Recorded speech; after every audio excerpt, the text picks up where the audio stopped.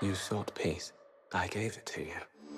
This is hardly a gift. What have you done to me? What have you done to me? Who are you? Truly, I am the one keeping the storm at bay. When I first met Charlie, the first time ever, I said, and he was still under wraps as Sauron, you know, it was all still very secretive. And I sidled up to him and said, hello, I'm Charlie. He said, oh, I'm Charlie. I said, I think we're going to be doing quite a lot next season together. He said, yes, I think we are. So, we're both very, very keyed up to tell this story. You think it was only you who put yourself in my power?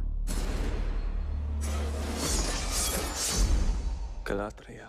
Internally, like, the character is still the same, but on the surface, I did a lot of different... I mean, I changed the way I moved and the way I talked. I wanted him to have more of a noble accent, like a sort of be very regal, because Tolkien talks about this. He doesn't describe Anatar in much detail at all. He just says it's a fair form, and he has a sense of nobility, basically. So I wanted to make my accent quite posh.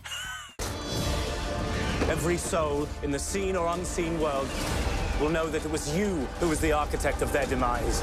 People obviously know that we're going to have the giant spider. Can you talk to me a little bit about filming those scenes, like the practicalities of it? How challenging was it? As an arachnophobe myself, the set was insanely claustrophobic and dark and wet and gross and muddy, and there were these little spiderlings hatching from the wall, which were puppeteers sort of working their magic, and it was actually really gross.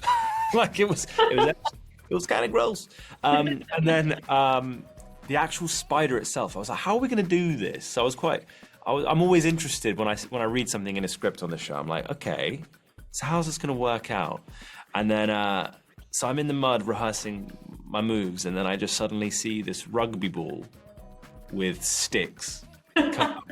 And I was like, oh, is this actually how we're going to do this? It would be a mortal blow for all Middle-earth. Sooner or later, Sauron's eye bores a hole. What was the most challenging, I guess, sequence or storyline to bring to the screen this season? We have in the latter half of the season a pretty epic siege battle that starts in the 6th episode and carries kind of through the 7th and 8th, and that's something that was unprecedented in terms of this production, in terms of the scope of it. I mean, we shot for weeks and weeks and weeks in many different locations with hundreds of extras, dozens of horses. It is truly an epic battle sequence, unlike anything we attempted season 1, and probably one of the most ambitious sequences in the history of television, I dare say.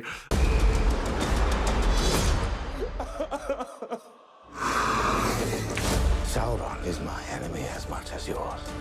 I can help you destroy him. I will not stop until this is put right. Every soul in the seen or unseen world will know that it was you who was the architect of their demise.